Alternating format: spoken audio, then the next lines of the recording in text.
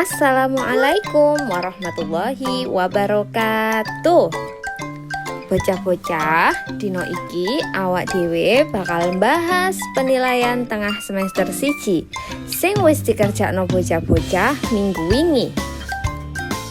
Ayo saiki podo disemak bareng-bareng bahasan dino iki.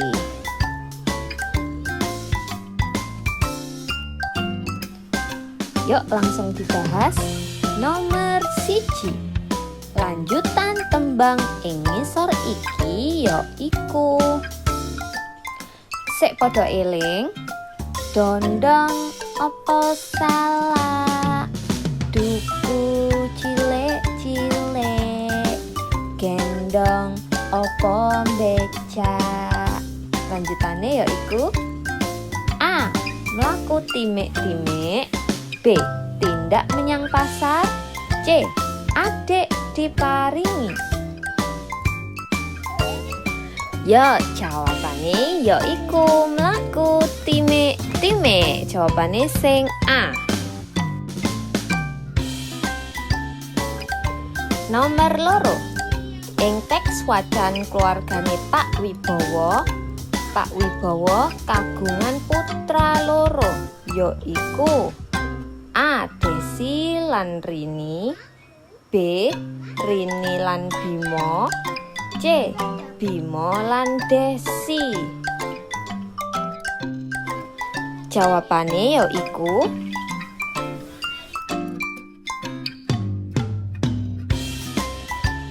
jawabane sing B. Rini lan Bimo.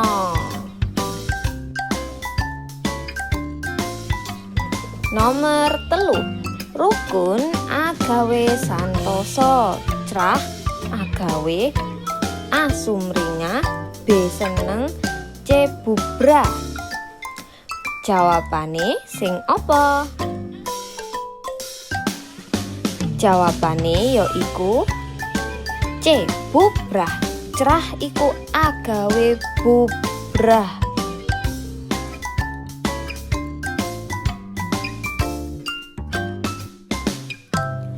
Lanjut nomor 4, tulodo swara o jejeg yaiku A. Bapak, B. Sopo, C. Anak. Jawabane yaiku ya, jawabane B. Sopo. Seeling ya, nek tulisan A diwaca O iku arane swara o jejeg.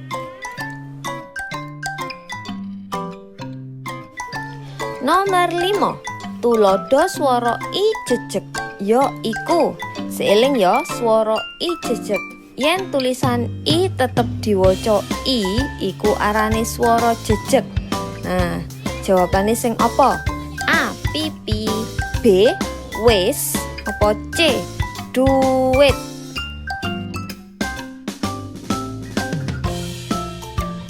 Bener, jawabannya yaiku pipi.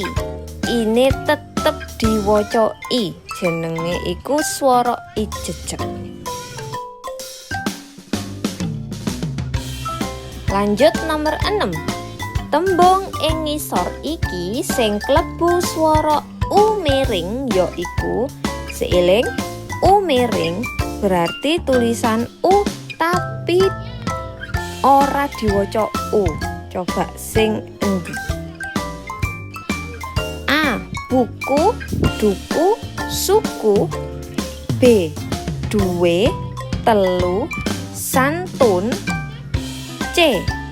Kumpul, tarung, weso. Sing di jawabane?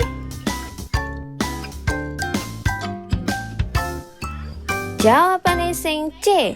Kumpul, tarung, weso.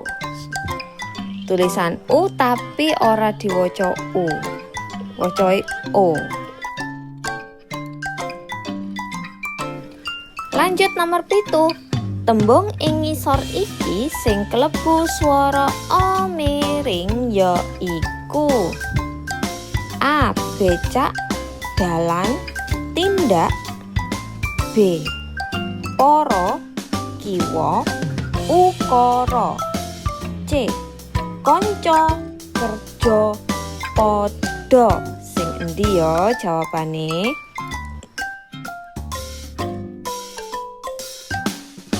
Ya, jawabane ya iku sing A. Becak, dalan, tindak. Amarga tulisan A tetep diwaca A. Iku arane swara A miring utawa O miring. Nomor 8.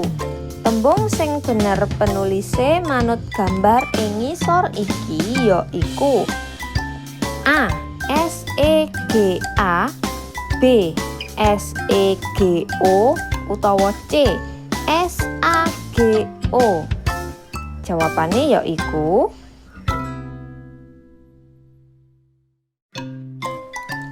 bener, jawabane sing A.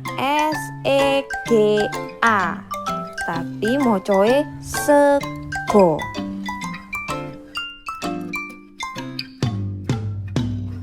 Saiki nomor 9. Tembung sing bener penulise manut gambar ing ngisor iki ya iku A. PAYONG, B. PUYUNG utawa C. PAYUNG. Jawabane ya iku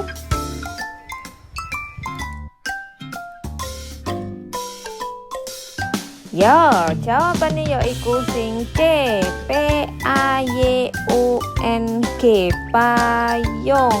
Mas yo macae payung ong, tapi panulisane ya iku PAYU ya, payung, tapi macae tetep payung. Nomor 10. Ukara sing trep manut gambar ing ngisor iki ya iku. Nah, iki ana bocah lanang nyiram kembang. Coba A. Adik metii tanduran. B. Adik nyiram tanduran utawa C. Adik nandur tanduran. Jawabane ya iku ya bener, jawabannya yaiku sing B. Adik nyiram tanduran. Nomor 11. Ing teks wacan kerja bakti sing nyepakake daharan yaiku A. Bapak-bapak, B. Bocah-bocah utawa C. Ibu-ibu. Jawabannya yaiku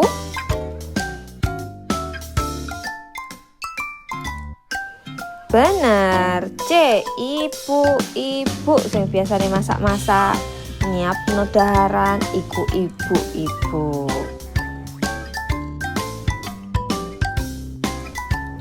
Nomor 12.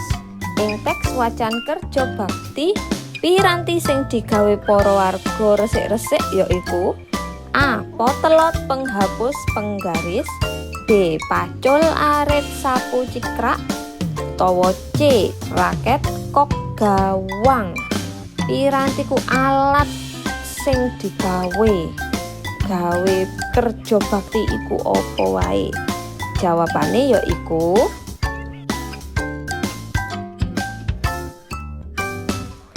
bener, sing B. Pacul arit sapu cikrak gawe resik-resik ya. Nek potelot penghapus penggaris gawe sinau biasae. Raket kok gawang gawe olahraga. Nomor 13. Basa krama inggile mangan yaiku A.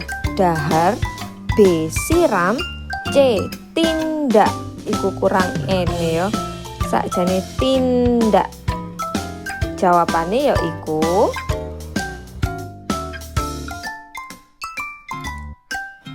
bener, jawabannya yaiku sing A. Dahar. Yen sing B siram, iku basa ngokone apa? Basa ngokoe siram iku turu. Jadi siram iku krama inggile, basa ngokone iku turu. Nek tindak iku basa ngokoe lunga.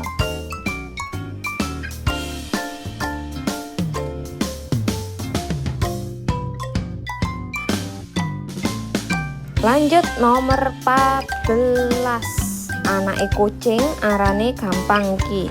A. Kutuk, B. Kirik, C. Cemeng. Jawabane yaiku iya, jawabane yaiku sing C. Cemeng. Anake kucing cemeng. Nomor 15. Pak RT loro demam. Krama inggile ukara iki yaiku A. Pak RT siram demam, B. Pak RT gerah demam, C. Pak RT tindak demam. Sing ndi ya jawabane?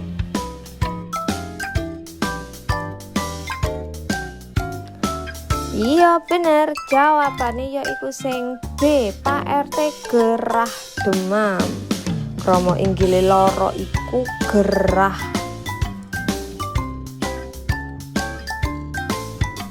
Nomor 16.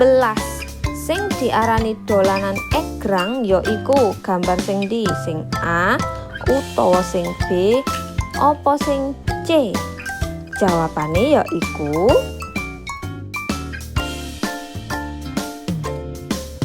bener, jawabannya yaiku sing A. Nah, tik egrang. Nah, tik kayu. Sing B apa? Bal-balan. Sing C gobak sodor. Nomor 17. Dolanan iki arane A. Basket, B. Kasti, C. Bal-balan. Nah, iki ono stik kayune lan ate ono bal cilike. Yaiku jawabane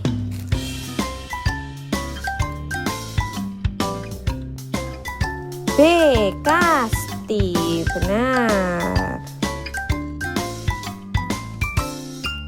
Nomor 18.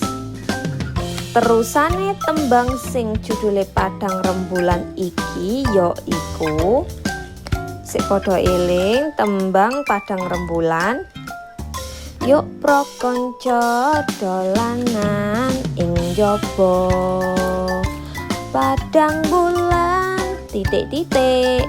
A. Padha turu sore, B. Ora pareng sikut-sikutan, C. Padange koyo rino. Sing endi jawabane?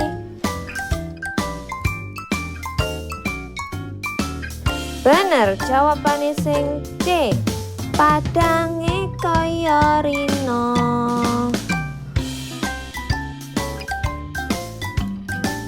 Nomor 19. Ing tembang Padang Rembulan ngilingake ojo podo titik-titik. A. Mangan sore, B. Turu sore, C. Sinau sore. Gampang, jawabane yaiku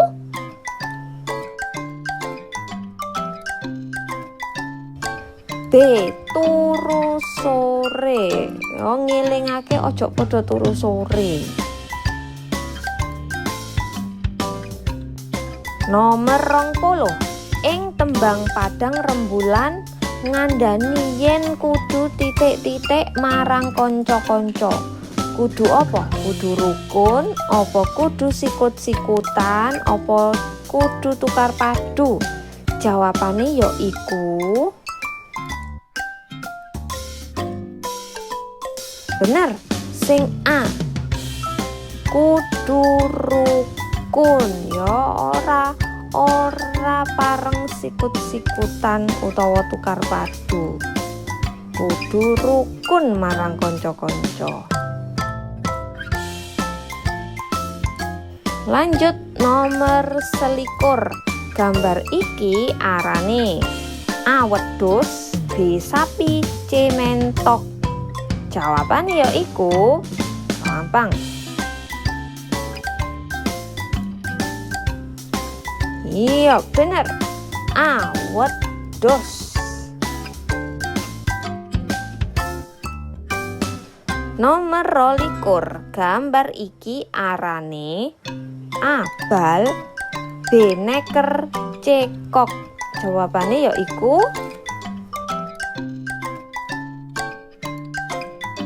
bener, sing B neker.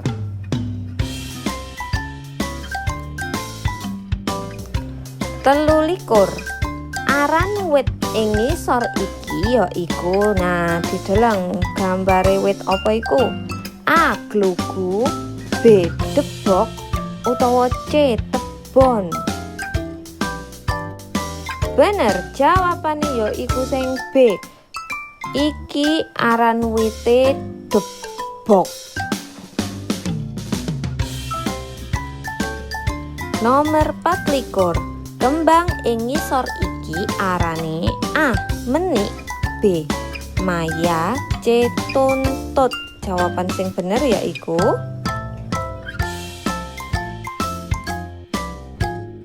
bener, jawabannya yaiku sing A menik. Nomor selawe, kromo inggile gambar iki yaiku A racikan, B rikmo, C asto. Sing di jawabane?